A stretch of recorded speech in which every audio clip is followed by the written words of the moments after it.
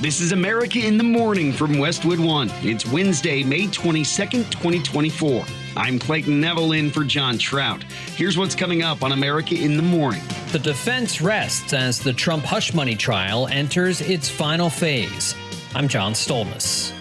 The Biden administration is releasing 1 million barrels of gas in a bid to lower prices at the pump this summer. Sagar Meghani, Washington.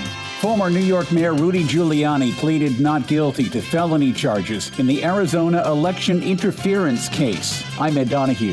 On Wall Street, the bulls are running with the S&P and the NASDAQ opening at record highs again this morning. I'm Jessica Ettinger. Storms tear through the Midwest as a tornado leaves a path of destruction in Iowa.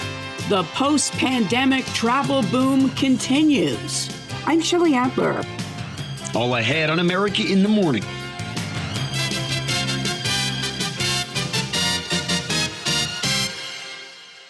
With the prosecution and defense having rested their cases, the end of the hush money trial of former President Donald Trump is now in sight. John Stolnis has more. After hinting he may take the stand in his own defense in recent months, Trump decided not to speak for himself in court. Instead, after calling just 2 witnesses, Trump's lawyers rested their case yesterday. Both sides now haggling over how Judge Juan Merchan will instruct the jury, who has been sent home for a week until May 28th, when closing arguments are set to begin. After court was done for the day, Trump expressing satisfaction in the performance of his legal team. Very good. I think we have a great case was put on. There is no crime. In fact, I just got almost every review that's been done of the case so far. As they say, there is no crime. This should have never been brought. The defense had asked Judge Merchan to dismiss the case after the prosecution rested its case on Monday after calling 20 witnesses over 15 days. The defense's final witness was a former federal prosecutor that was attacking Michael Cohen's credibility. It should be dismissed before you even have a verdict, but we have a judge that's extremely, let's say complicated, but let's also say conflicted. He's complicated and conflicted. Trump did not say why he decided not to testify. Outside the courtroom, Donald Trump Jr. holding court with members of a delegation of lawmakers from Texas, voicing support for the former president. The star witness in this case is a 9 times convicted liar, and now an admitted thief. That is who they're hanging the entire case on. The other one happens to be a porn star. Not exactly the ultimate form of jurisprudence here. Texas Lieutenant Governor Dan Patrick telling reporters the ruling class is trying to keep Trump off the campaign trail and silence him during an election. They want to be sure that anyone that speaks up against the ruling class disappears. They want Donald Trump to disappear. They want to send him to jail. They want to take him off the main stage. Trump Jr. defended his father's decision not to testify, saying there was no reason or justification to do so. Legal experts note it's not unusual for the defendant not to take the stand or to call a lot of witnesses, instead aiming to prove the prosecution did not meet the burden of proof. I'm John Stolnis. With the official start of the summer driving season beginning this weekend, the Biden administration hoping for lower prices at the pump by releasing 1 million barrels of gas. As Washington correspondent Sagar Meghani reports, some are skeptical about that move, including former President Donald Trump. Biden is releasing 1 million barrels of oil from the Northeast Reserve in a bid to lower prices at the pump just before the election because he's unable to drill properly. And he's destroyed everything we had. We were energy independent. We were shortly going to be energy dominant. And now he has to go into what's called the strategic reserves to give oil and gasoline essentially for cars so they don't have to go up to $7, $8, $9 a barrel. They'll come from a Northeast reserve, 100,000 barrels at a time, with the aim of ensuring gas flows to local retailers before July 4th and is sold at competitive prices, while the administration says the move is aimed at lowering costs for Americans. It probably will have basically no impact on gasoline prices, maybe a slight downward pressure on prices in the immediate area that this reserve served, that is the northeastern markets, states like New York, New Jersey, Maine, into New England may see a slight reduction in price. Though GasBuddy.com's Patrick DeHaan says the Northeast might get some relief. I don't like the optics simply because we're just a few months away from a presidential election. But again, I would point out that back in 2020, President Trump's administration also cited the need for this reserve to potentially be shut down and sold off. Gas prices now average about $3.60 a gallon nationwide, which AAA says is up 6 cents from a year ago. Sagar Meghani, Washington. Those are the top stories of the day, sponsored by Sleep Number. Save 50% on the Sleep Number limited edition smart bed for a limited time only at a Sleep Number store or sleepnumber.com. Some late May storms, even some snow in parts of the U.S. We'll take a look at your forecast when America in the Morning returns. Good morning.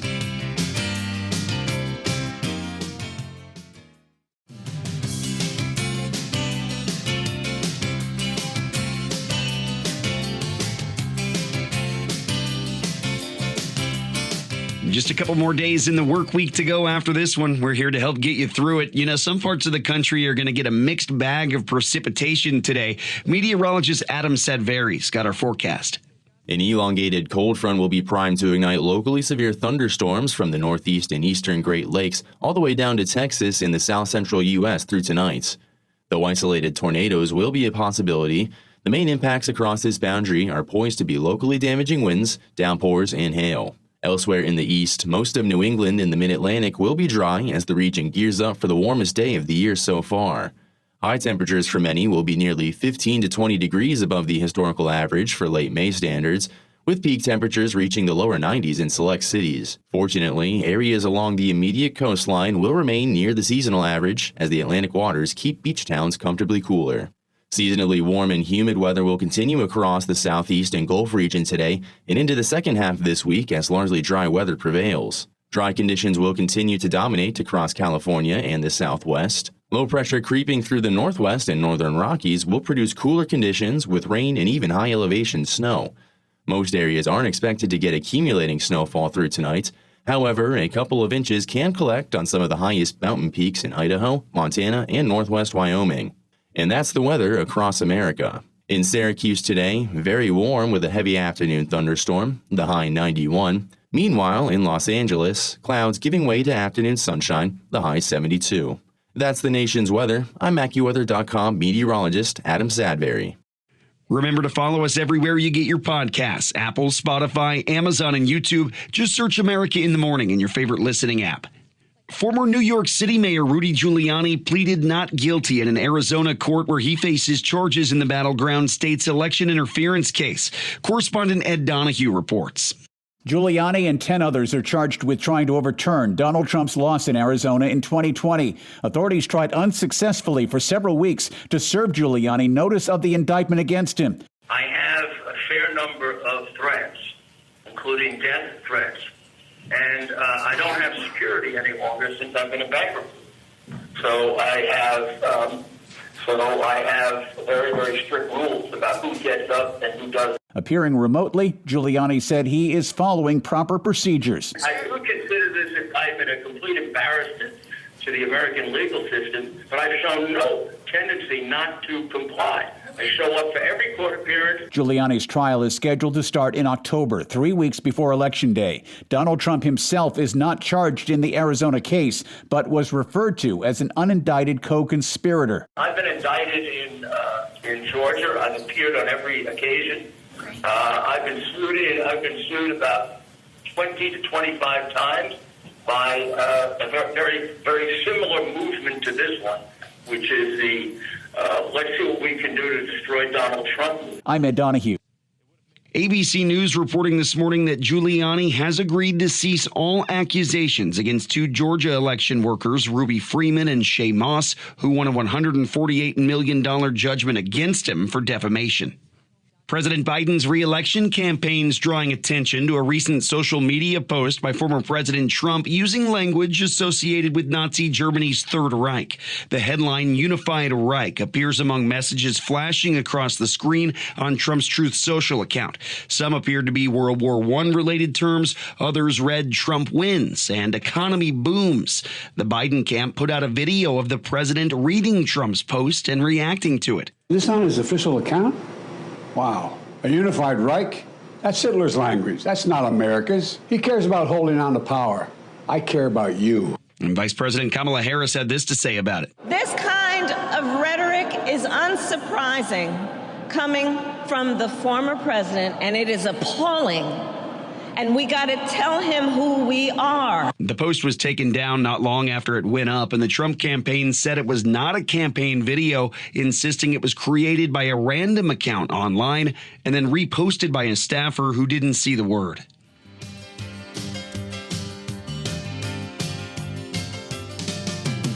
With big spending comes complaining. Well, that's where some of us are. We'll take a look at Wednesday business when America in the Morning returns. Stay with us.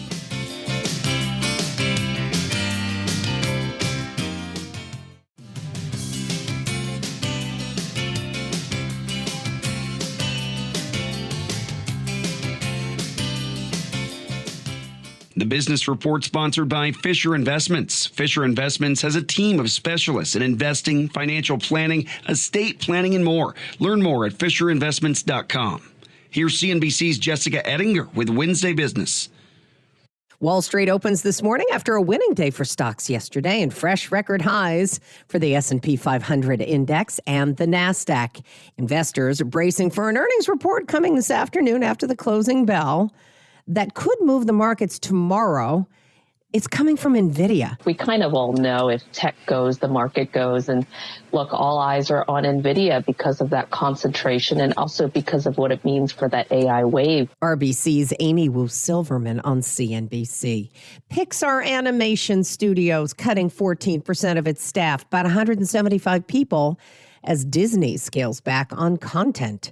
Multifamily rents, these are apartments in April, dropped below where they were last year, according to Apartment List. Rents are cooling, more apartments are being built and coming online, and vacancy rates are rising. But people renting single-family homes, they were paying more in March. That's the most recent data from CoreLogic. Although in overbuilt areas like Austin, Texas, rental home prices are cooling. Macy's turnaround plan showing some early progress. The retailer beat earnings estimates for the last quarter. Macy's, the namesake, is actually the weakest of the three brands. We're continuing to see Bloomingdale's and Bluemercury do better. And that's why Macy's recently announced it's going to be closing about 150 stores. What Macy's is trying to point to is signs of momentum with stores it's investing in. So it's keeping 350 of its namesake stores open. And it says the first 50 stores it's invested in are doing better. CNBC's Melissa Repko. So, Jessica, what's happening with consumers who are spending a lot and then complaining? You know, they are. Normally, if you don't like a price, you don't buy it unless you really need it.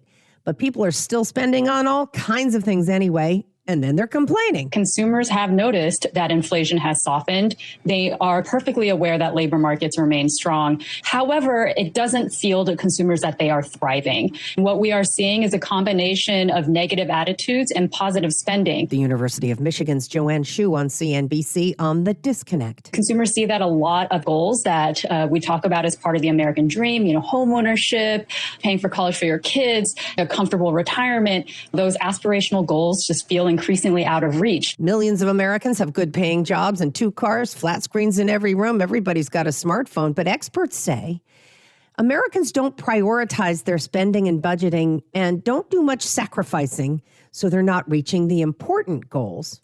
And then they get angry. On today's watch list, earnings coming from NVIDIA after the bell, plus Target and TJ Maxx and Marshall's parent TJX companies. Packing your bags, your snacks, and your patience. We'll preview holiday weekend travel when America in the Morning returns after this.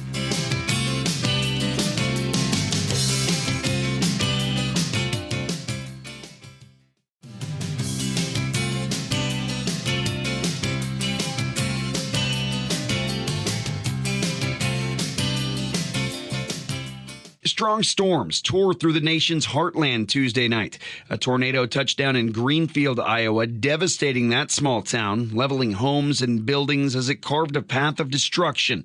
Police set a curfew, and now they'll only let town residents in and out while the damage is being looked at. Piles of debris, including shattered wood, branches, even remnants of vehicles, occupying the spaces where the homes once stood. At least 15 counties were a part of a disaster proclamation issued by Iowa Governor Kim Reynolds. An area in the Midwest from Minnesota to Texas has experienced severe storms over the last week. At one point, nearly 1 million power customers in the greater Houston area were in the dark, many for days. You'll need to pack a lot of patience for the upcoming holiday weekend. Correspondent Shelley Adler reports AAA says the post-pandemic travel boom will be stronger than ever. Get ready for plenty of company if you're heading out of town for the unofficial start of summer. We're projecting nearly 44 million travelers over the Memorial Day weekend, which comes close to matching 2005. But in the car travel category, we're projecting 38.4 million people, and that would be a new record for drivers over the long holiday weekend. AAA spokeswoman Aixa Diaz on the travel numbers following the pandemic. Ever since 2020, each year we saw some increases, and the past couple of years have just really been very impressive. For those traveling by car, the average price for a gallon of gas is about $3.59. Gas prices have really stayed steady the past several weeks. We have not seen any spikes. We haven't seen any dramatic ups or downs, and we don't anticipate anything coming up for the Memorial Day weekend. I'm Shelley Adler. America in the Morning for Wednesday, May 22nd, 2024 is produced by Jeff McKay. Senior producer Kevin Delaney. I'm Clayton Neville in for John Trout, and this is Westwood One.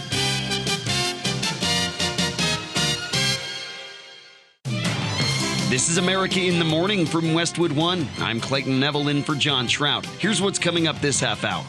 What comes next for the Donald Trump hush money trial, and being busted with bullets on one tropical island could get you serious jail time. And we'll also have the latest in the Middle East. The recovery from the deadly Baltimore Bridge collapse reached a significant milestone. I'm Hayap Anjwani. Kevin McCarthy's House replacement is named. Scarlett Johansson says, "Sorry, Sam, I'm afraid you can't do that." I'm tech correspondent Chuck Palm. A criminal investigation has been opened in the circumstances surrounding the death of Matthew Perry. I'm Kevin Carr. Donald Trump's re-election campaign is threatening legal action over a film based on his life in the 1980s. I'm Margie Zaraletta with the latest. Back after these messages.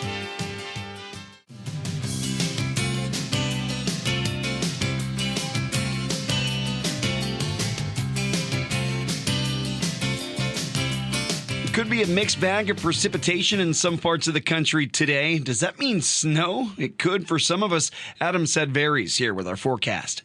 Low pressure impacting the northwest and northern Rockies will lead to cooler conditions with steady rain for some and even high elevation snow.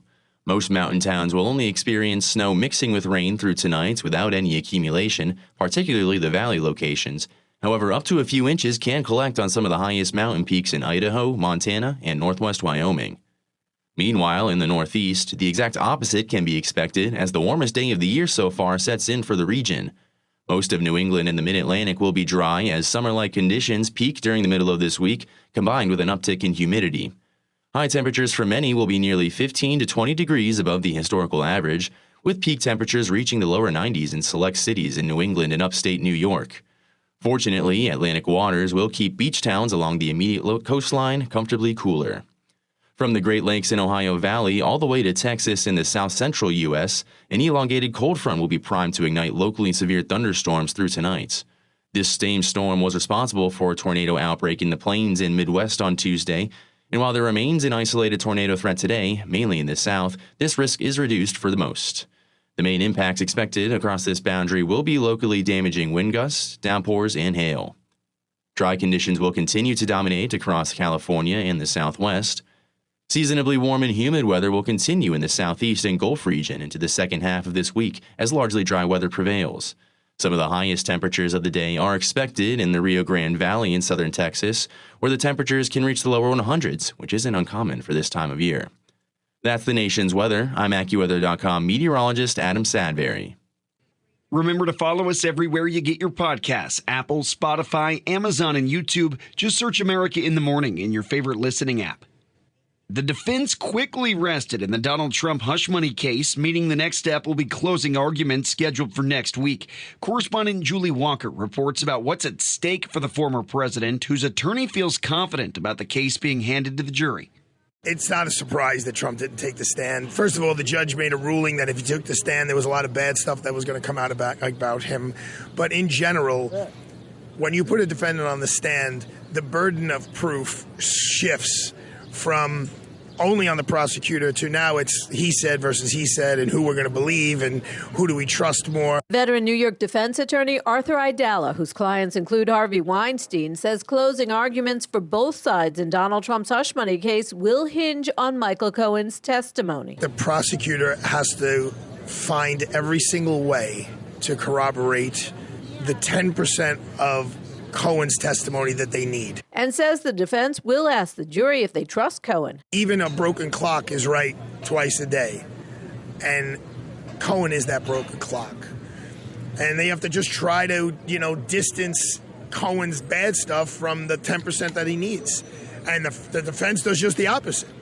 Ladies and gentlemen of the jury, if there was something that mattered to you in your life, like your children's college fund or your home mortgage fund, would you trust it with Michael Cohen? The jury has 34 counts to go through when deciding Trump's fate. I think that the jury's not going to be able to come to a unanimous verdict. But if they do, I don't think it will be across the whole board. I could see a compromised kind of verdict where just on the 11 checks or 12 checks that Trump signed, they could say guilty and say not guilty on the rest. At criminal court in Manhattan, I'm Julie Walker. A congressional delegation traveled to the Turks and Caicos over the fate of 5 U.S. tourists who were detained there for ammunition charges that carry a minimum 12-year sentence in prison if convicted. The bipartisan delegation met with government leaders on the island chain on Monday. That's where they called for leniency for the Americans who they said inadvertently had ammunition in their luggage. The Caribbean nation has strongly increased penalties for carrying ammunition into their country. What was once a monetary fine has become a jail term of more than a decade. Each of the Americans arrested didn't possess a firearm, merely ammunition in their luggage that was found as they were leaving the island at a security checkpoint. The bipartisan members of Congress included Pennsylvania Senator John Fetterman and Oklahoma's Markwayne Mullin, along with Congressman Bob Good of Virginia and Michael Cloud of Texas was there too. The latest arrest, Sharita Greer of Orlando, Florida. She was stopped when security found 2 bullets in her carry-on bag. Tyler Winrick of Virginia, who's a paramedic, was charged last month when ammo was found in his bag. He pleaded guilty to an ammunition charge on Tuesday and will be sentenced later this month.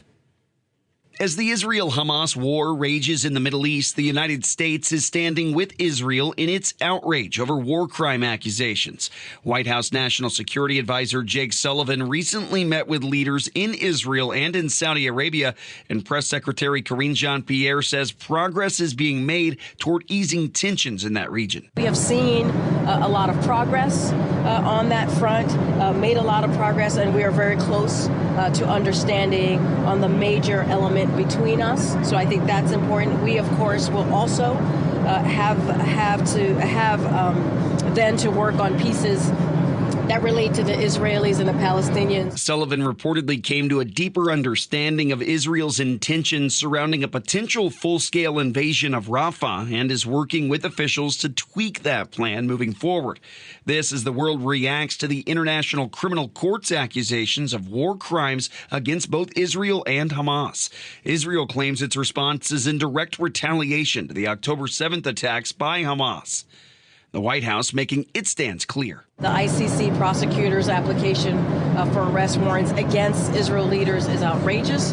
We fundamentally reject it. And Secretary of State Anthony Blinken testified about the ICC's move before the Senate Foreign Relations Committee on Capitol Hill. Totally wrongheaded.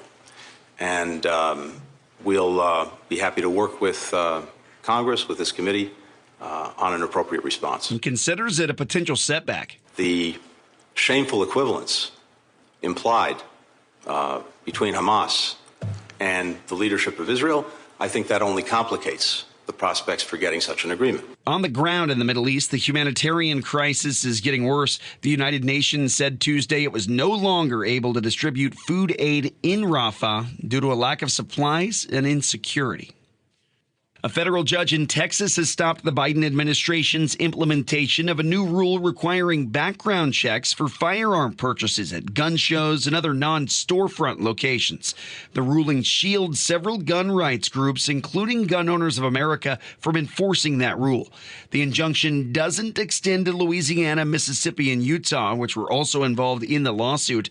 The new requirement is the latest Biden administration attempt against gun violence and tried to close a loophole that's let unlicensed dealers sell tens of thousands of guns every year without background checks on the potential buyer's ability to legally own a firearm. It's been 2 months and the cargo ship that crashed into a Baltimore bridge is being towed away. We've got details when America in the Morning returns on the other side of this.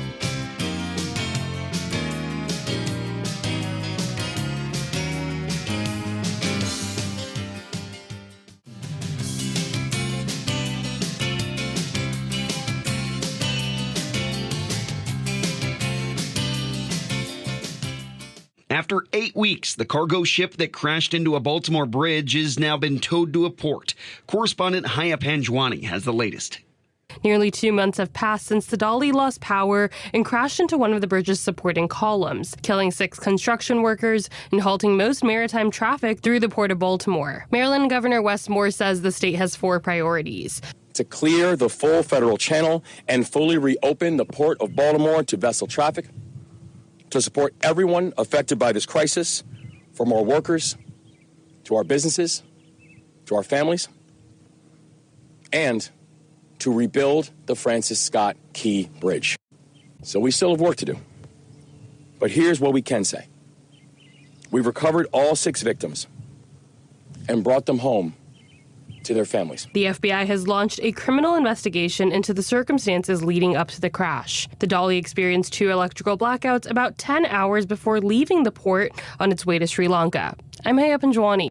The Louisiana House passed a bill aimed at adding 2 medications commonly used for abortion induction to the state's list of dangerous controlled substances.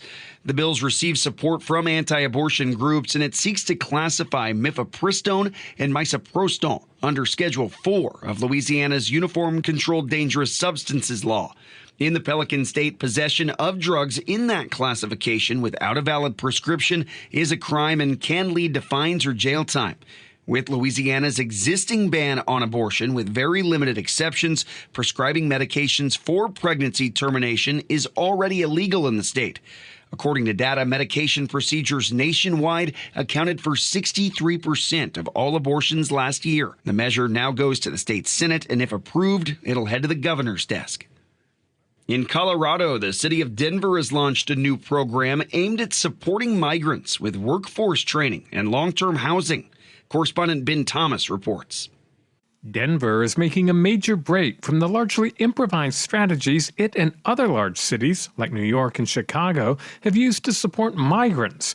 Days to week-long stays in shelters, or bus tickets to send migrants somewhere else. Denver's new procedure includes 6 months of rental and food assistance for an apartment, work, and certification trainings, free computers and phones, and help with asylum applications. The program's meant to act as a buffer. Under federal law, many migrants have to wait 6 months after applying for asylum to get a work permit. Denver's program will begin with up to 800 participants. I'm Ben Thomas. California Assembly member Vince Fong won a special election Tuesday to finish out former Speaker Kevin McCarthy's term in the House. Fong beat fellow Republican Mike Boudreau in the election, but the win will be short-lived as both Fong and Boudreau will face each other again in November for the general election. McCarthy left his term earlier this year after the former House Speaker was ousted by members of his own party last December, which led to a temporary Speaker taking his place until the GOP coalesced around Mike Johnson of Louisiana as the new Republican leader.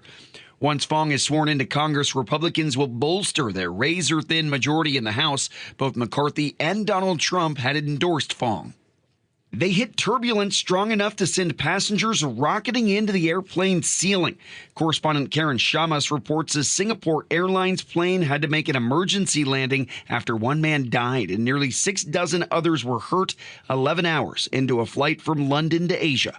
Singapore Airlines has said a person has died and others were injured aboard a London-Singapore flight when it encountered severe turbulence. The airline announced on its Facebook page that Singapore Airlines flight SQ321 from Heathrow was diverted to Bangkok. It said the aircraft was a Boeing 777-300ER with a total of 211 passengers and 18 crew on board. Local emergency crews were on site to transfer injured people off the runway for treatment. Videos posted online showed a line of ambulances streaming to the scene at the airport. I'm Karen Chamas. Actors have been fighting to keep their image and voices out of AI for fear of losing their livelihoods to the entertainment industry's use of deepfake technology. Well, one major case has gone public, and it looks like this round goes to the actor. Here's Chuck Palm with today's Tech News. The Actors Union SAG-AFTRA backed Scarlett Johansson after she raised concerns over the voice feature of the new OpenAI voice that she said sounded eerily similar to hers. Last week, the new GPT-4o, featuring an audio persona named Sky, was released with a female voice. Johansson stated on Monday she previously turned down a request from OpenAI to use her voice for the new persona. Disputes over rights for actors' voices and images have become a focal point in Hollywood studios as they evaluate AI's potential for creating new entertainment. A union spokesperson said they fully support her right to have clarity and transparency regarding the voice used. OpenAI CEO Sam Altman clarified that the voice belonged to a different professional actress and said he was removing Sky's voice from the company's products. Crypto's trading up on favorable news from the SEC, Bitcoin at 70,000 and Ethereum up 20% to 3,800. Leave your thoughts at allthetoptech.tech. I'm Chuck Palm. It's time for sports, brought to you by Untuckit. Right now, everything is 25% off for their Memorial Day event. Go to untuckit.com or any one of their 80-plus stores. Here's Robert Workman with sports. NBA playoffs, the Celtics escaped with a 133-128 overtime win over the Pacers in Game 1 of the Eastern Conference Finals last night. Boston built a 13-point lead late in the third quarter, only to have Indiana cut that to 1 going into the frantic fourth. Jaylen Brown's 3-ball from the corner with 6 seconds left forced OT for Boston, and Jason Tatum's old-school 3-point play put them ahead to stay with just over a minute to go in the extra period. We just talked about it in the huddle, right? We got a second chance. Let's take advantage of it. Let's not mess around and let's figure out a way to win this game. Tatum led all scorers with 36 points. All 5 starters for both teams hit double figures. Game 2 in Boston tomorrow. Tonight, the Timberwolves host the Mavericks in Game 1 of the West Finals. Stanley Cup Conference Finals get underway tonight. In the East, the Rangers are home for the Panthers. The West Final begins tomorrow night in Dallas. The Stars versus the Oilers. Baseball, Phillies ace Ranger Suarez improved to 9-0 with a 5-2 win over the Texas Rangers. The lefty fan 10 over 7 innings. Bryce Harper went deep, and Philadelphia becomes the first team to 35 wins this season. Reds shut out the Padres 2-0. Andrew Abbott and the Elementaries scattered 5 hits. Twins trampled the Nationals 10-0 to end a 7-game slide. Joe Ryan and the Express with a 3-hitter. Byron Buxton with a pair of taters. White Sox blanked the Blue Jays 5-0. Garrett Crochet and the Needles tossed a 2-hit gem. He's won his last 4 starts. Bobby Witt Jr. hit 2 home runs and drove in 6 as the Royals trounced the Tigers 10-3 for their 5th straight win. Guardians have won their last 5. They held off the Mets 7-6. A's snapped an 8-game losing streak, rallying past the Rockies 5-4. Pirates came back from down 6-2 in the 9th to trip the Giants 7-6 in 10. Astros clipped the Angels 6-5 in 10 innings. Kyle Tucker homered twice. He leads the majors with 17 big flies. Color shortstop Jeremy Pena impressed. He rakes. What else can I say? It's fun to watch. Cubs squeaked past the Braves 4-3 in 10. Brewers hooked the Marlins 7-5. Diamondbacks drilled the Dodgers 7-3. Mariners paddled past the Yankees 6-3, hitting 4 4-baggers, 2 from Dylan Moore. And the Red Sox ripped the Rays 5-2. Jarren Duran homered and stole home. The Cardinals and Orioles were suspended in the 6th inning by rain. They'll pick it up this afternoon. That's Wednesday Sports. A criminal investigation now opened into the recent death of a famed actor. Which one? We'll tell you when America in the Morning returns after these messages.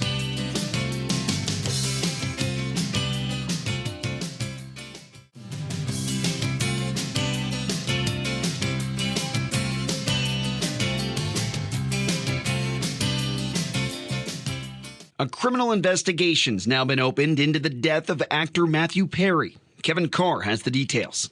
There are new developments in the death of Matthew Perry, who was found unresponsive in his hot tub last October. According to the autopsy, Perry died from acute effects of ketamine, which is a drug that is used legally and illegally. The high levels of ketamine in Perry's system led to lethal effects of both cardiovascular overstimulation and respiratory depression. Drowning, coronary artery disease, and the effects of the opioid addiction treatment drug buprenorphine were also contributing factors.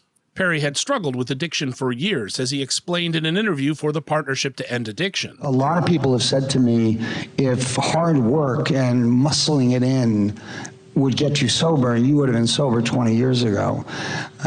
Because I tried and I tried and I tried and I tried. The actor had been undergoing ketamine infusion therapy, but his last treatment was a week and a half before his death. Due to the drug's short 4-hour half-life, it would have been completely out of his system by then. This has now triggered a joint criminal investigation by the LAPD and the DEA to determine how the actor got the drug. Perry's friend Athena Crosby, who had been with him the day before he died, told Fox News that he was showing no signs of relapse. In the interaction that I had with him, he was extremely positive, sober, acting normal. The original police investigation found no hard narcotics at the scene, and there was no sign of foul play. I'm Kevin Carr. The director of a controversial movie called The Apprentice, which claims to be about Donald Trump's ascent to power in the 1970s and 80s, is standing by his film this morning, despite the former president's re-election campaign threatening legal action. Correspondent Margie Zaraletta reports. The film The Apprentice premiered at the Cannes Film Festival on Monday. It's about the relationship between Trump and defense attorney Roy Cohn, who was Trump's mentor. The Trump campaign calls the film pure fiction and full of lies that have been debunked. I mean, everybody talks about him suing a lot of people. They don't talk about his success rate, though. Director Ali Abbasi tells reporters he thinks Trump would be surprised if he saw the film. I don't necessarily think that this is a movie that, he would dislike. I don't necessarily think he would like it. I think he would be surprised, And like I said before, I would be happy. I would offer him to go and meet him wherever he wants and talk about the context of the movie, have a screening and have a chat afterwards. The Apprentice does not yet have a release date. I'm Archie Zaraletta. America in the Morning for Wednesday, May 22nd, 2024 is produced by Jeff McKay, senior producer Kevin Delaney. I'm Clayton Neville in for John Trout, and this is Westwood One.